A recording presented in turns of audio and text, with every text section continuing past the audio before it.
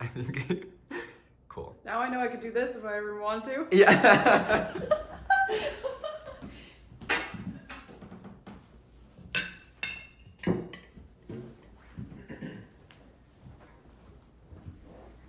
I can move all these books. They're beautiful, by the way. Thank you.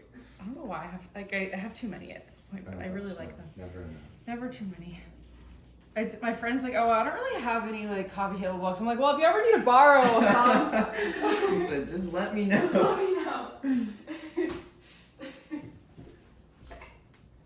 we go. Okay. Cool. Perfect. Okay.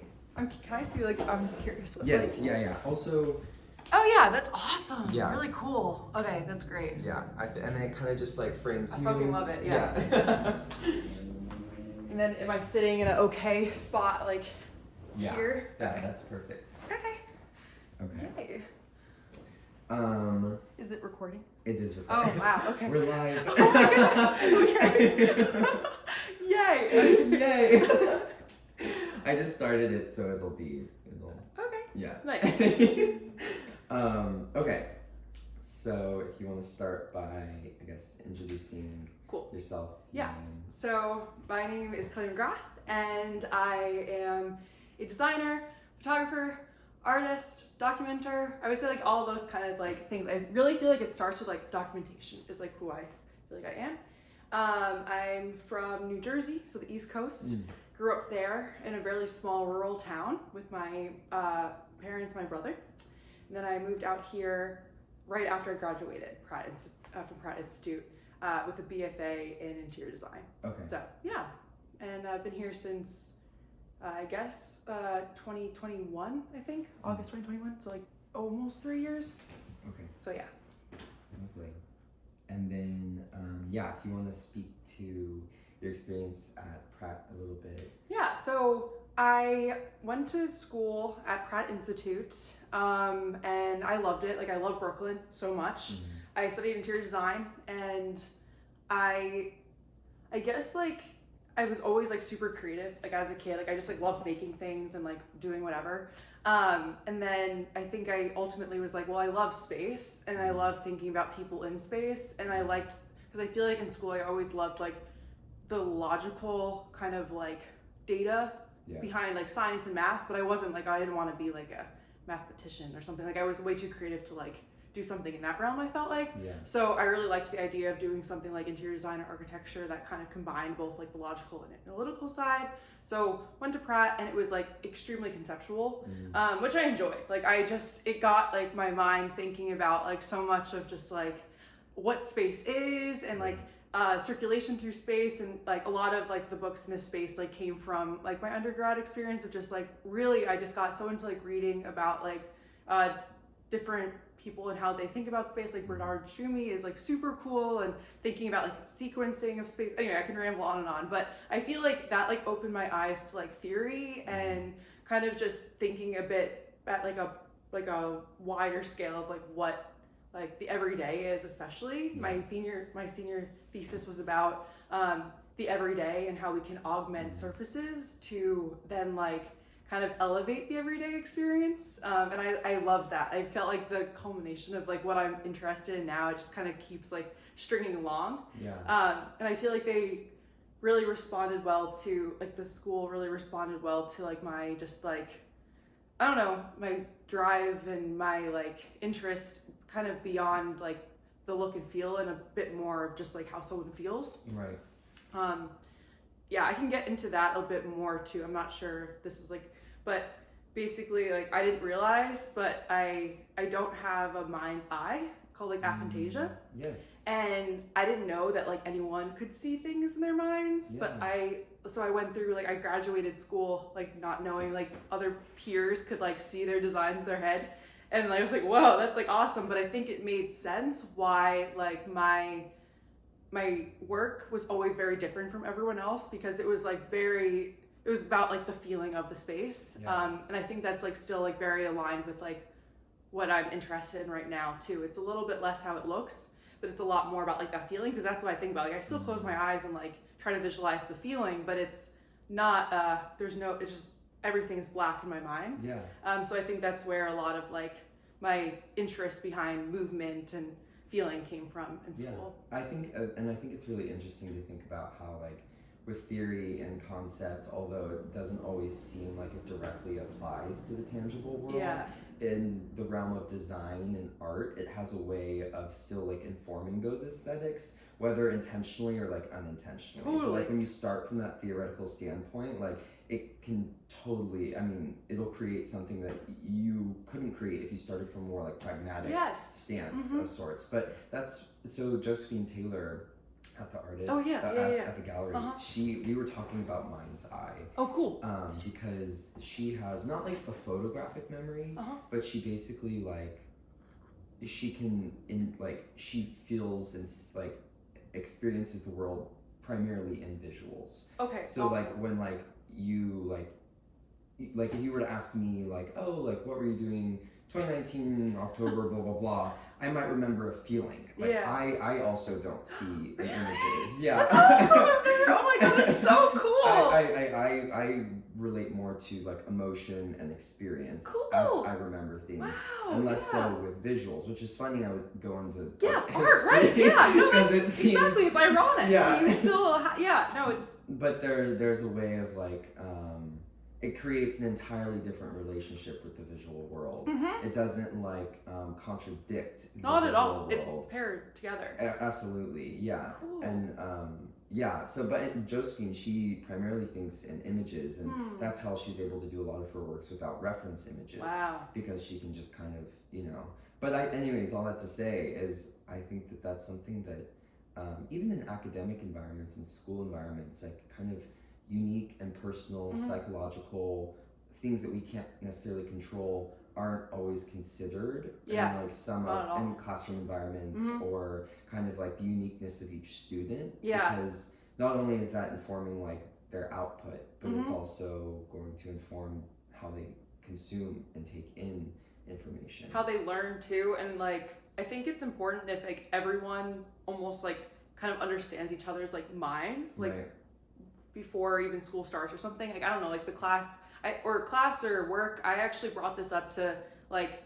the people I work with now, and I'm just like, I had to give a presentation, like we do like these little mini presentations for my studio. I literally asked everyone, about this mind's eye thing, and gave a presentation on it. Every single person could see, like, in their head, and they were like, Kelly, like what? Like that's crazy. But it's like, I think I can get more into this later, but it's kind of just like, for me, I think in like diagrams, and I think about like things at like a plan level.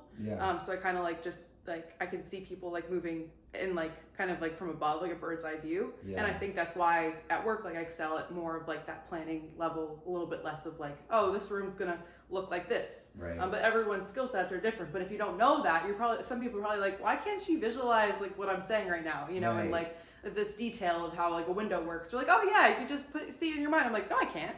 So I think it's like good to like everyone to kind of like understand each other and like understand like how like we think, because it's just like invisible in a way to like our everyday, so that it's like it's like so important. Like we're all around everyone, and I don't know, it's just fascinating. It is. And I think when like you say like thinking about things like through like diagrams or maybe these more like structured or like abstract ways of thinking, I think it's also something that's really dependent on relationship between objects. And like relationships that like are felt or just kind of like seem natural, and like less so just like visually apparent, if that makes sense, I guess. But just kind of like relationally how things like inform one another, or at least how they're structured, I guess.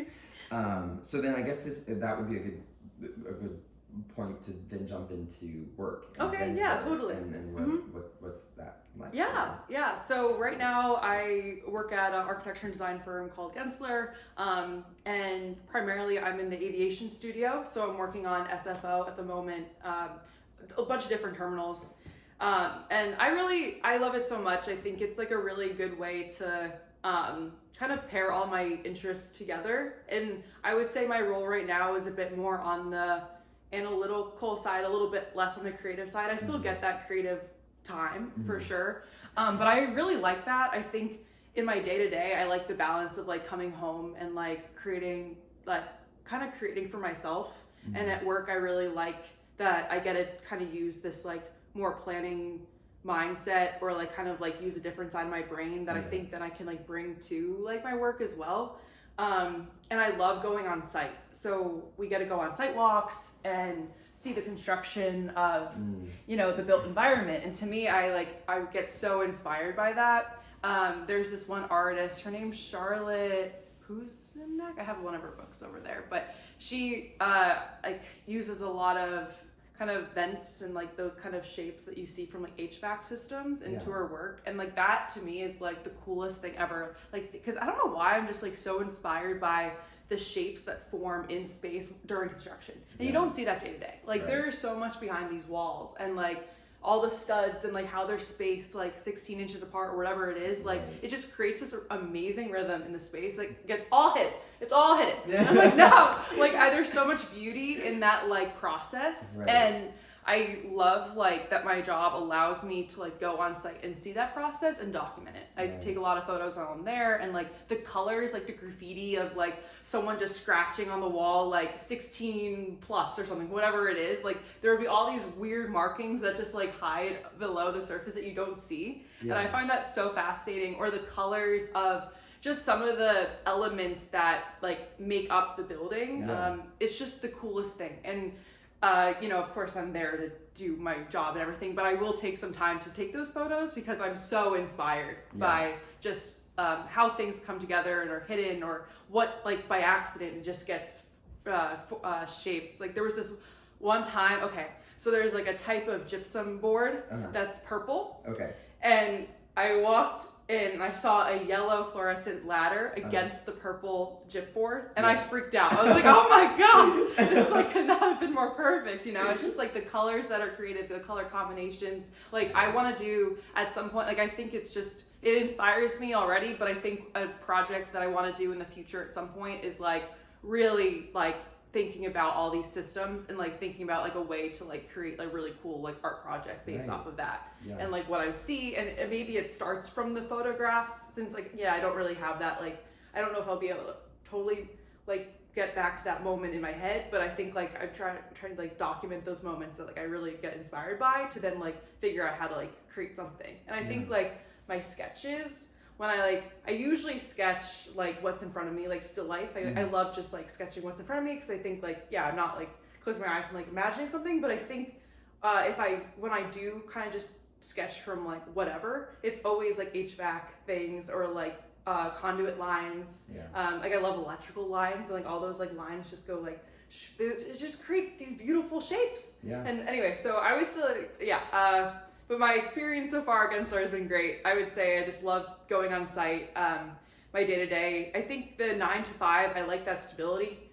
Just kind of keeps me a bit grounded, I'd say. And I love my coworkers. They're all really, I don't know, I just feel like it's a pretty big company. It's the biggest like architecture company, so there's a lot of people. There's 53 locations. Yes, something like that. You probably know more than me. But there's a bunch, like all over the world. And I think there's like maybe 7,000 people, which is big for architecture. Usually they're like 100 or less people. So I think that it's nice because it gives me like a good variety of people to talk to and like learn from. And I find that I'm surrounded by people that are very like interested in my side projects, and other people have interesting side projects. And I feel like I'm surrounded by creative people that enjoy space just as much as I do, which is really cool.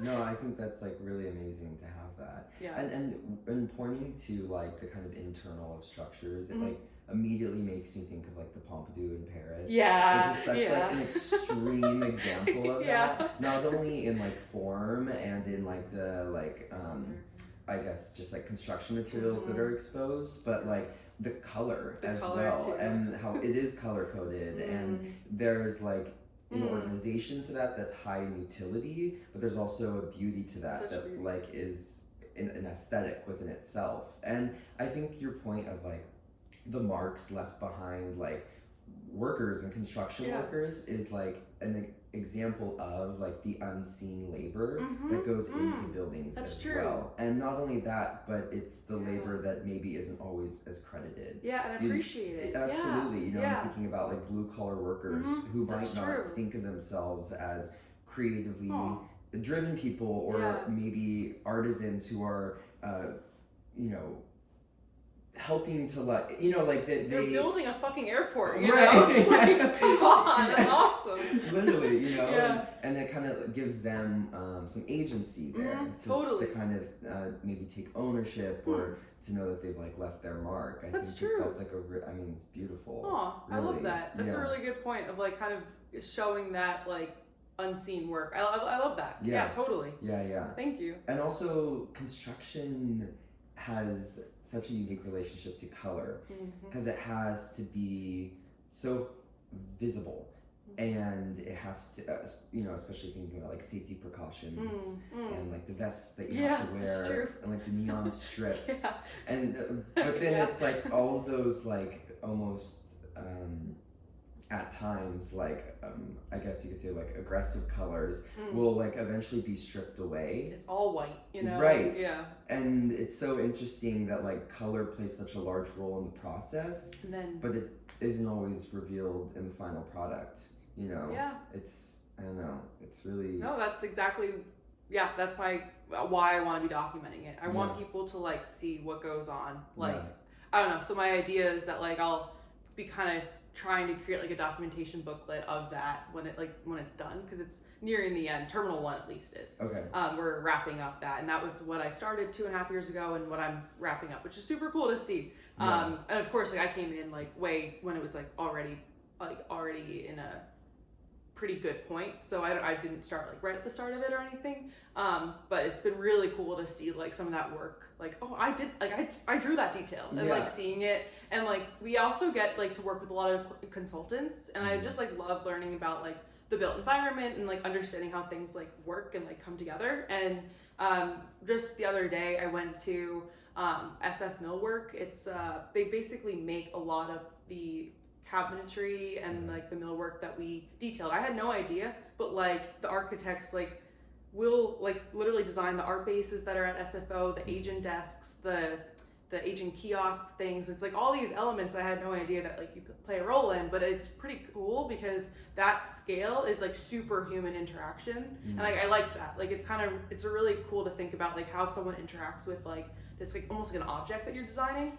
And then we actually got to go to like see them being made and their space again. Like I think I'm just so inspired by that industrial, like the vent lines, because it was like a kind of like a big warehouse millwork shop. So all this wood, all this dust. I don't know. I guess like for photography, it's just also an amazing space, but more so art and yada yada. But yeah, I think just giving me that like access to those kind of spaces is like one of my like favorite parts of my job. I think it's a little bit less like theoretical than school, and I knew that going into it. Like in Pratt is known to be very conceptual. Like I knew that like my role or my career would take a little bit more of like that pragmatic, and I accept it and I enjoy it. At least right now I'm very happy, and I feel like it just, again, it kind of gives me that access. It feels like I'm contributing to something bigger than myself, which is cool, and I'm working with a team, which I love, and then it still gives me the time to come home and like make on my own and think on my own, and it really inspires me, mostly with the, you know, the unseen, the colors, the industrialness of it all. So. So then I guess that's a good time to transition then into process and what you do at home. Totally. Your projects cool. there. So my process I love so much. I think like I'm really grateful for the city. I think I've met amazing people that like brought me to like clarity that I am an artist. Like I feel like more confident saying that. Whereas before, I don't know, like, you know, it's hard to confidently say that sometimes, but I met people that were like, Kelly, you have an eye, and like, you make a lot, like, blah, blah, blah. And I think I'm really grateful. I would just want to start off by saying like, just expressing a lot of gratitude for all the support that I feel like I've received from so many people out here. And I think coming from the East Coast, it's fucking cutthroat and competitive. And I feel like there was a reason behind me coming here when I did, and like really finding like my authentic self. And I feel like I just met a bunch of really nice, amazing, supportive people, including you and Zoe and Matt and John. Like the list goes on. It's just like, wow. And I'm just not used to that. Like I just love it so much. Like everyone is like supporting each other, and like I'm supporting them. No one's like comparing themselves. You know, it feels very. And I would actually be curious about your experience, like in school, if you feel the same way, or if it's like, if you feel like it's really competitive at school. And I know I'll get into my process, but I think I just want to start there of just like feeling like I feel like in a really safe space to create and share. Because I used to not share as much. I think like the amount of stuff that's my own on my walls like is pretty cool. But I feel like before I would have just like contained it in like a small.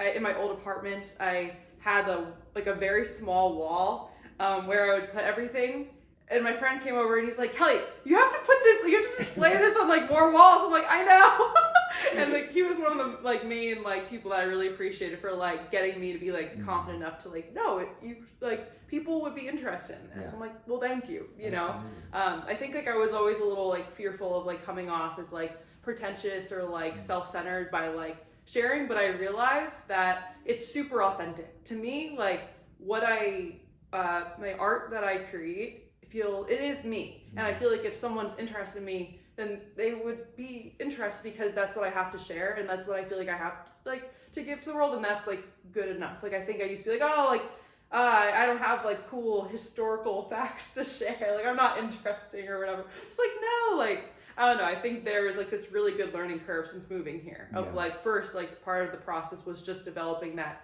confidence and like self-awareness that it's people would be interested, and I'm not, if it comes from an authentic place, then it's okay. Like I don't think I would come off pretentious if like it's just extremely authentic. Like I'm not, so anyway, that was my first ramble. But then I get into my process. So I think it really starts from just being super aware of the present moment. So in high school, like freshman in college, sophomore in college, I got like really into like meditation, and my mom helped me with that a lot. Like a lot of my books in my room are mostly like kind of spiritual, kind of Buddhist books, and just very like in the moment, present day, like meditation type exercises. And I think that helped me become incredibly aware of just like all the beauty that's around me at like any given moment. And I just started like I don't know, like even right now, I'm just like looking out the window. I'm like, there's just so much like there or within the space, or just so much appreciation for like everything, that I think my artwork is very much inspired by like what I see, and then I translate that to art or like some sort of visual through photography or through needlepoint or whatever medium it is. I think it always just the first step is just what I see.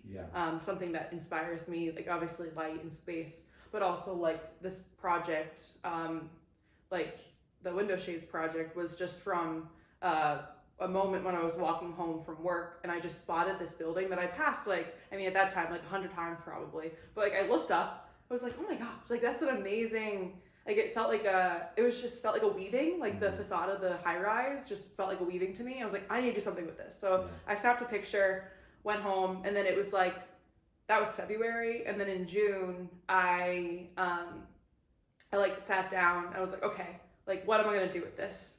And I like looked at it and I was like, okay, blah, blah, blah. And then I like just noticed, like I zoomed in, like I loved the rhythm of the window shades. And then that's what made me realize, I'm like, wait, like I can translate the window shade to a color. And I think that like, that really gets me excited when it's something that I could document over time. So I think a lot of my like art also like is around something that I could see the differences between day to day.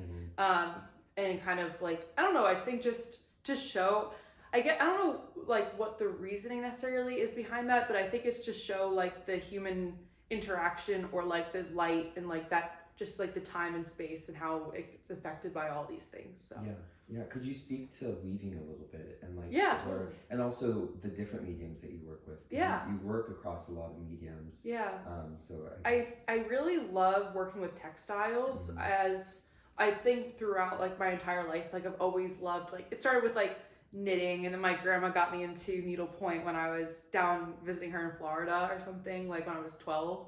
And then just tried everything, and I just love working with my hands. So like I couldn't just sit down on the couch with my family when I was like in high school without like doing something, you know? Yeah. So I think it just started with like this like, you know, desire to like be making something all the time. But then, I think I realized like with the window shades project, it started with like the color pencil sketch that's on my fire above the mantle. And it started with that one. And then I was like, well, what other mediums could I use? And I think I used that sketch as like a basis for experimentation with other mediums that I might not have like tried before. And it was like this amazing like catalyst for like, so even this like is just like a fused glass thing that I tried, and I was just like, oh yeah, like why not? I don't know, just like kind of like gridded nature, and I was like, okay, cool. Like I mean, I could try this again. It's like not perfect, but I love it. Like I think it was a fun like way to just experiment with different mediums. And then needlepoint though, since I felt really comfortable with needlepoint as like a medium going into it, I was like, this is like what I want the main medium to be, if that makes sense. Because I feel like I practiced it enough to be like, no, I don't think this one needs to be experimentation medium. Like this could just be a medium that like I could give to the world, or if they wanted it. And so then I started with the needle points, and I think it was such a cool experience. The first one I did on the right, like the colors are slightly different than the one on the left, because it's, I don't know, I like took so much, picking out those thread colors, like I've never spent so much time like wanting to perfect something, because it takes so long. Like needlepoint just takes so long. And I'm like, I want to get these colors right, and I don't know, I wasn't totally happy with like some of the color, and I like love color theory and love thinking about color pairings and stuff. So I think that was a really interesting process of just like figuring that out with thread, because I feel like it's a bit easier to like, I don't know, color pencil or whatever, it's quicker, you could test it out. But like when you see it all together with the needlepoint, I actually found it's like rewarding to see it at the end. But I think in the beginning I was just like, wait, like what are these colors gonna look like together, and how are they gonna work? And I think that's what I love about even like the weaving behind you. Like, I don't know, I think that I used that like heddle loom there, which I've never tried before. So I took like a weaving class, and it got me to like try it. And I'm really rambling right now, but I loved working with that loom, and I want to do more with it, but I think I need to give myself time to like learn like the skill, and also maybe find access to like a bigger loom, because I really like, I have the idea in my mind, but I don't know yet like how to create like what's in my mind. So I figure I'm starting with that, which is just 2 colors. But like I'm like, how do I make that in a weaving? Like I want to do that. I see it at the scale of that in all the colors and all the grid, because that was the building that I saw the building. Like it's a weaving. It's not a needlepoint, but the needlepoint was like a way for me to test it at the scale that I'm comfortable with. But I think like a long-term goal would be to like kind of figure out how to make this into a weaving. And I think that'd be super awesome. And I'm very inspired by just like when 2 like colors kind of come together, and like they kind of create the 3rd and 4th color in a weave. I find that really interesting. There's this weaving mill in Chicago that they will post, I don't know how they do it. Like I want to go. They have open houses. I'm like, I think I have to book a plane ticket to go to Chicago just for this mill to understand. But they have these grids, and it's like, how are you doing it? Is it like a machine? Like I want to do it by my hand though. Like I don't want like some machine to do it for me. So anyway, I guess it's like a skill that obviously I'm going to continue learning throughout my life, but I'm trying to take it step by step. And I got like really like I realized the hard part about the weaving was that I couldn't visualize at all like what was going to happen, like when because the process is interesting. You warp the thread, blah blah blah, with the one way, and then you weave the other way, and I had no idea like how much, like I had already weaved, and because you kind of circle it up so you don't know really. So what I realized was I had to be I just got grid paper and I just sketched everything out. I said how many inches I would do of this, and I kept track of it because and that's what then I created behind you. But my first iterations were not good in my opinion, and but I don't know why I put all this pressure on myself. I was like, oh, it has to be like amazing right away. Like this is the medium like I want to do, and like this. And then I was like, Kelly, like I'm still learning. Like it's okay. So very much in the learning stage of that. But the needlepoint has been good for like kind of like the trial. It's very slow. But I'm working on a different color combination. I worked for a coworker on it. It was like really nice. She saw it one day. We were taking the BART over to the terminal to a site walk, and she's like, Kelly, like I want that. I'm like, what? Like it was the first time anyone ever like wanted to like commission artwork of mine. I was like, oh my god. So I just gave her 4 of them for like the needlepoint in a different color scheme, and I think that was super exciting experience because I got to go to her space and see what colors would work for her space, and it was related to space and color, and she's hard to please. So I was like, wow, like the fact that she wanted them and she was happy, I was like, okay, this was like amazing practice. But I also think it made me realize like I also love making for myself too. Like I'm extremely grateful for her interest, but it was also like I think I create for myself to like I guess prove that the idea in my head, since I can't see it, is something, if that makes any sense. Like I needed to do that just because I needed to get it, like I needed to see it, if that makes any sense. So I think that's the main reason why I create a lot. It's just because I need to prove to myself, is it any good? Right. So right. And then could you speak to like the colors themselves, at least as they relate to like open, close, totally, and like how you kind of came to that conclusion. Totally. Well, first I can even just speak to the color scheme. Like I think like I always ask people this question because I think it's very interesting. What is their favorite color combination? Because I think everyone's like, oh yeah, my favorite color is blue, like whatever. But I'm like, no, what is your favorite color combination? You know, because I think that's just like, it's so interesting to think about like colors together, and I don't know, it's just fascinating. Yeah. So anyway, I think it just happened super naturally to pick the green and purple scheme because it's just my favorite color combination. Like it's just, you can't go wrong with it. In my opinion, like my whole thesis book was purple and green. It was so like out there, but I loved it. Yeah. And I think it's just like a fun like pairing, and it just became like me in a color, if that makes any sense. Yeah. And then the orange I like is like the pop, because basically what each color means and kind of how I came to that was when I was studying the photo. I was like, well, you know, you could see the repetition of the window shade. So light green is fully open. So if like kind of like what the windows are right now, they're just fully open. And then if they're almost fully open, so before the halfway point, then it gets the light purple. Okay. And then midpoint, which doesn't happen very often, is orange. And that's why I chose the orange, because it kind of stands out amongst the rest. It's just like this it's so cool when you see like halfway. I'm like, wow, I don't know, to me it's like awesome, because like no one's ever really all that perfect with it. So I was like, oh, that one's really halfway. So that kind of stood out as like a unique point. Yeah. And then the dark purple is almost fully closed, and then fully closed is dark green. Okay. So there's five colors, and then I'll just go back to that building.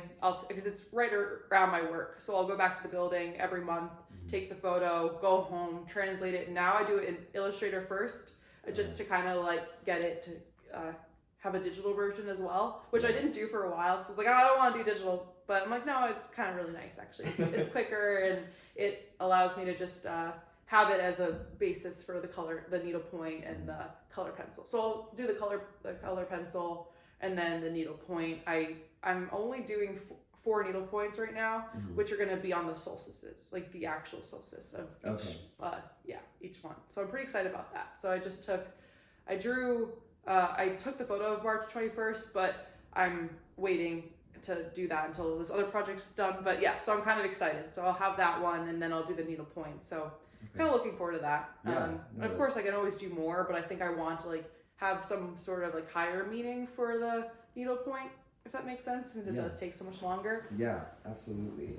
Because then, so as you kind of explained, so each one's different from the next, but it relates directly to the calendar year. Yes, and the time. So I always put the date and time, because the time, like everything, even a sketch I do, like I put the time, because I think it's so important. Yeah. You know, people put this to the date, but I'm like, guys, the time, especially if it's like a still life with like the light happening. It's just, to me, it's you need to. And especially with it being like documenting the shades and where they're at. That's also so related to time and light. Yeah, absolutely. Yeah. So then I guess would be a good time to talk about light and like how where is that coming from, and you know, you have kind of continually referenced that in a lot of your projects, and I guess what motivates you behind that? I mean, it's just kind of going back to that whole meditation thing. I think that was always my subject, was just finding so much beauty in how the light affects interiors and hits the architecture and just completely changes an environment. Like, I feel like I can be content just sitting in like a space with like nice lighting all day and just like seeing that pattern change. I don't know what it is. I'm just like completely drawn to it. I'm a Leo, and like I like the sun, and like I just feel like I don't know. I used to meditate, or not that I used to, I still do, but there's this one phrase that I don't always use right now, but maybe I should. It's like a mantra of like, I'm lightness itself.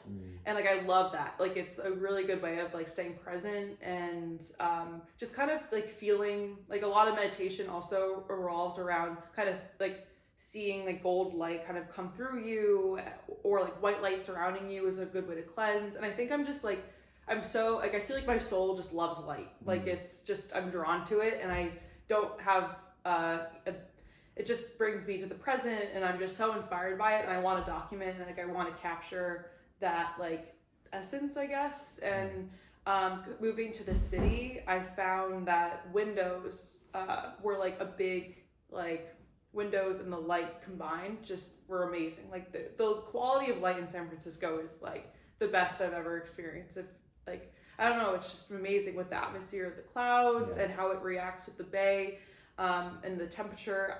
It's just amazing. I feel like, of course I was inspired by it in Brooklyn too, but it was just, I would consider it a bit stale, if that makes any sense. It just felt like very high contrast and just stark. But here there's like these, like, it just feels very subtle. It can go in and out every now and then, maybe with, you know, the fog, who knows. But I love the quality of light in the bay specifically. And I think if anything, it like has helped me a lot with my projects. I would say the Alcatraz book, that was like a big one on like documenting like the atmosphere of the light in the bay, just because it just constantly is changing. It's never just like a sunny day here, you know.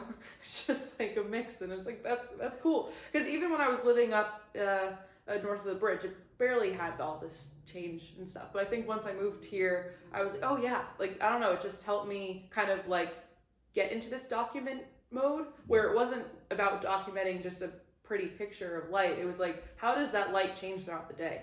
So even like the building across outside the window, I love how the light changes on like with the fire escapes and stuff. And just kind of like, oh, how does that change across the day? Sometimes it filters in and out. It's never consistent. So I don't know, I just think it's like a really cool medium to document, because it's just this ephemeral quality. So it's like, how do you document that? So that's so lovely. It's really, and I guess like with photography, obviously, well, in my opinion, I think like my main subject is always light and shadow, and I think it helps coming from like an architecture background. I'm like, I don't know, I like documenting or photographing interior spaces that have really nice light, or architecture that has nice light, especially like, you know, landmarks sometimes too. But it's just like more for me, I think, to just get myself into the present moment. Like, it's great. I think, and with light too, sometimes it feels like in previous decades, it was something that wasn't maybe quite considered a necessity for human happiness. You can just think about like really corporate offices and spaces where it's like completely void of like outdoor light. And so I think that, it makes a lot of sense in thinking about that in terms of like architecture and like introducing that into space, because you have like a really strong relationship with it, and you like kind of recognize like the beauty it brings to your life, and really kind of like so much joy, why you're drawn to that. But I think that that's something that a lot of people would relate to, but might not recognize in themselves. You know, and they might not recognize that. Like this is a light, really nice open moment. spaces, or this is a really nice moment, or I feel good right now, but I can't quite put my finger on it, right? Or like, gosh, like why are people so infatuated with sunsets? It's like, or sunrises. It's like this relationship to light. You know, there's like such an optimism that just comes with it. Exactly. And I think especially in the Bay too, a place known for its fog. Yeah. It's I think there is something to be appreciated about just a nice sunny day. Totally. And even on a foggy day, there's still this quality in the air that I've come to really appreciate. And there sometimes within that foggy day, it just like morphs and like the clouds that happen. It's just like, like I love it, And I feel like, I don't know, with like the book and everything. So this one, I think that was like the main reason why I like took all these photos, was to show like that change in the atmosphere. And like even the one on the front cover is like one of my favorites, because it was like early morning sunlight, and then it would reflect off into the water. And like a moment like that, I'm just like, oh my God, like it just brought me so much joy, like immense joy. And like with the fog like kind of behind it but not in front, and like so basically it's just about like, for me, I think a way for me to find, I don't know, just literally in the simplest thing, I feel abundant with what I have, and then also like the light, and like just trying to like live as simply, like, you know what I mean, like it's not about having like whatever. I think it's I don't know, like I took a painting class senior year. I was at home for COVID, and but like senior year was like a painting class or whatever, so I did the 2 light paintings on this brown cabinet thing. And I don't know, just like that, like also was like a starting point for like that, like as a subject. Because I think I always just admired light like a lot, and I took some photos, whatever. But I think I started to like realize like, oh no, this like, this is something. And I think it also happened because right before that class, I was studying abroad in Copenhagen, and I think they have very similar light. And I went to a lot of museums, and I was like, oh my gosh, like all these Danish painters just painted like a very simple scene with the light coming in through the building, and I was so inspired by them, like so inspired.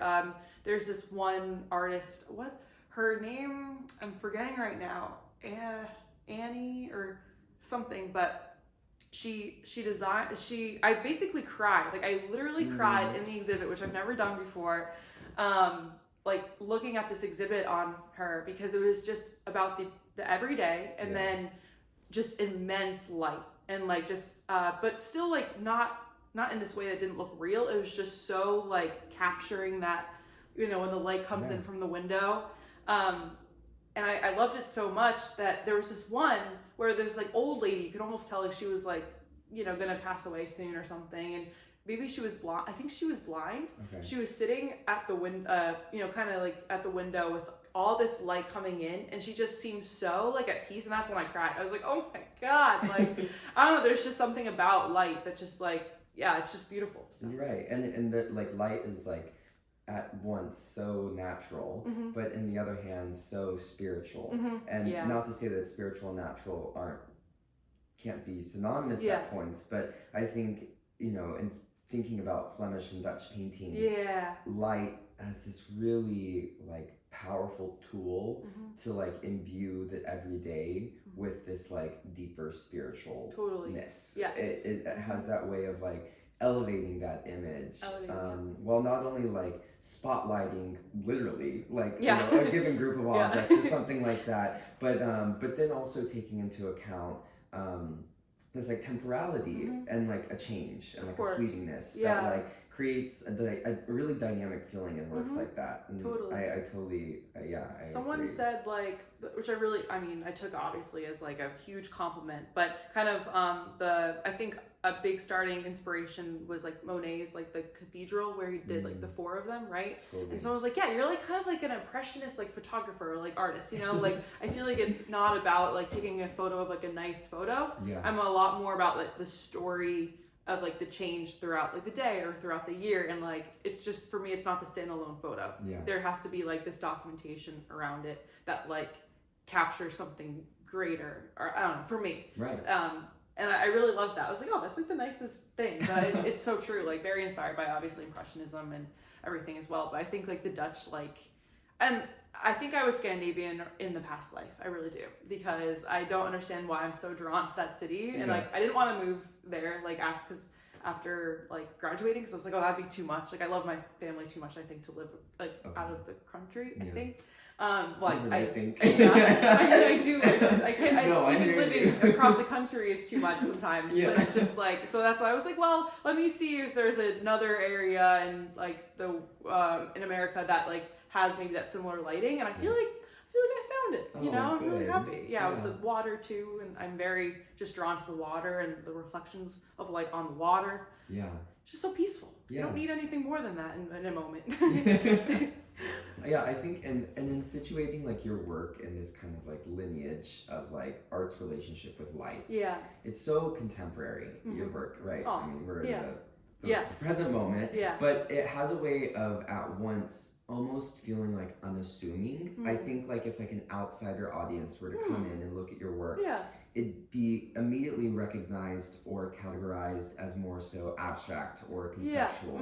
But then this is such a great example as to why like learning the process and the backstory to a work not only creates depth and reveals the depth, but just like it's going to completely revolutionize your relationship with the work. Because it's not just what you immediately see, although when you first look at it, it is beautiful and satisfying and balanced, but also kind of like ajar slightly. But then it's like learning, like it's like these details that just, you know, that's also where the beauty's at. It's like, and I think that's why it's so important too. I think in the current moment when people feel alienated from certain forms of art, that there's something to sit with there. There's something to like kind of, I guess, learn about or sit with the discomfort. But anyways, I just think that was another thing that's really beautiful about these projects is it's like simplifying down that light. It's tracking the light, but I think like I like the idea of making something that is a bit logical, and that's something I didn't really realize in the beginning. But I think it's abstract, of course, but it comes from something very real and very very logical. Yeah, you just window shade position to a color. Like it just, to me, like it started with an extremely simple diagram where it was just like, I was like trying to figure it out, and I'm like, oh, this to this and that. Like I literally just drew, because at first I was going to draw every single fucking like window shade, like how it looked. I was like, no, that's terrible. Like that would be way too way too literal.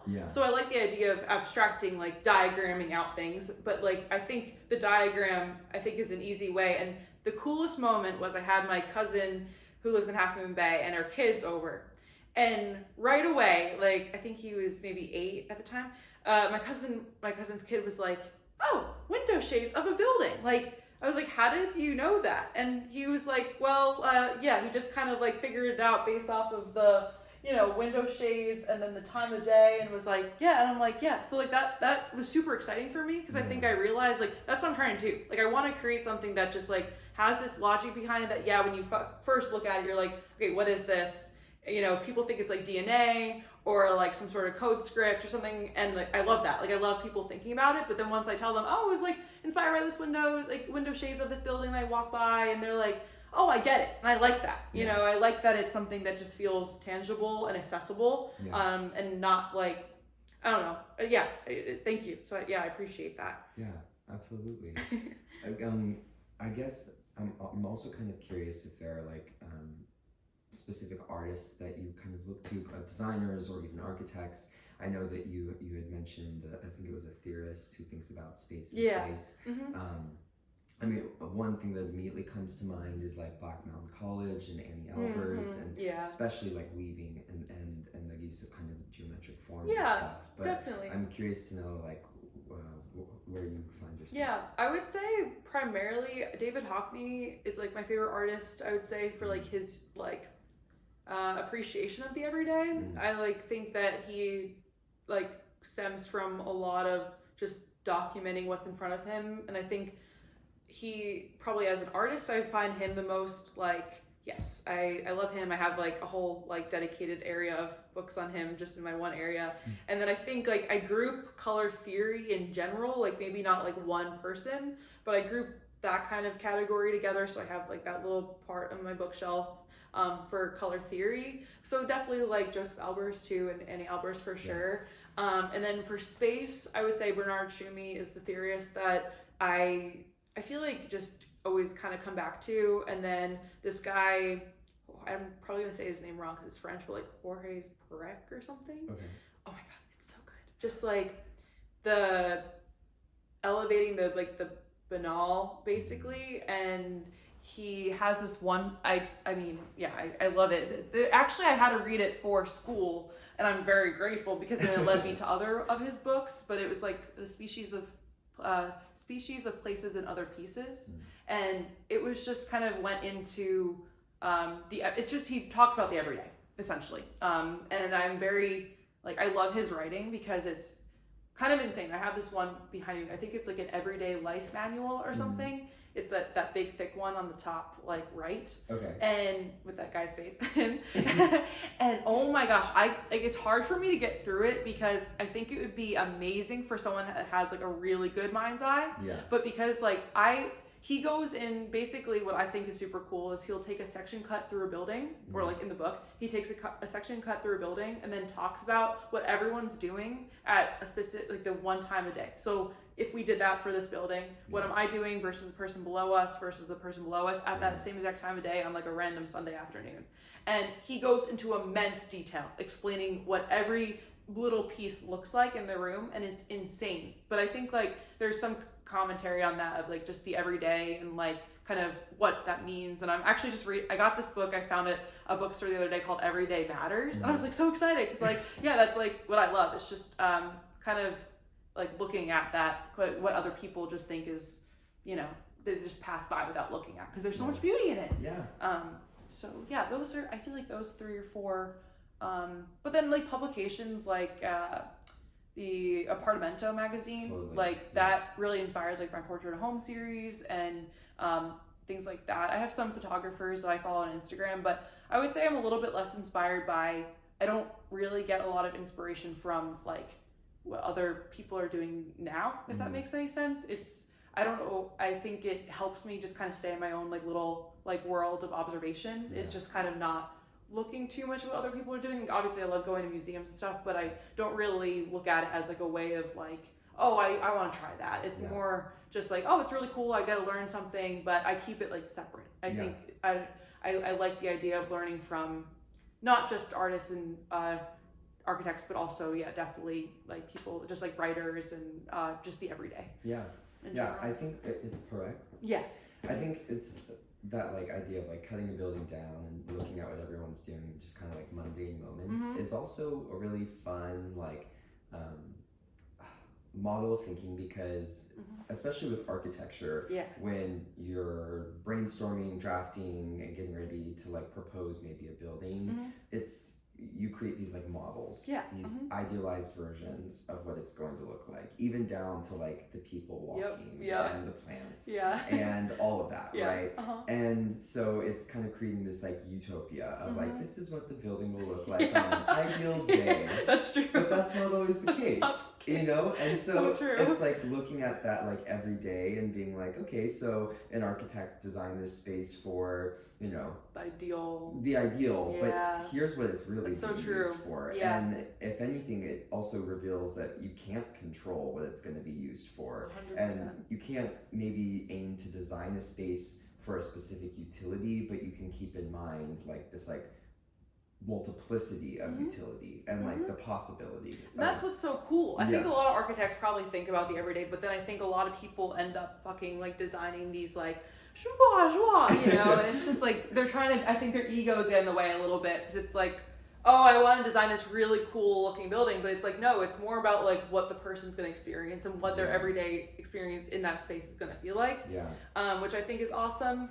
But I think personally, I think that's why I like working on the areas I'm working on, like check-in lobbies, holder rooms. It's where that person like really interacts with rather than like the exterior skill. Like I've never been interested in designing like what a building looks like, because to me it's from the exterior. Like sure, someone from the sidewalk might appreciate it, but like I'm really interested in like someone using my space and like making sure that they feel good in it. And like I don't know, I think that's why I was so interested in like interior architecture, and like kind of understanding that and space. And I think it's kind of now like the portrait home thing, I think like kind of translates to that feeling, because it started like with my friend. I was visiting her in Boston, and she like was about to move out of her place, and I realized like I don't know, I think I just started getting my own apartment, and like she just had her first apartment, and I think it just like clicked in my head that like space is like this most important thing ever. And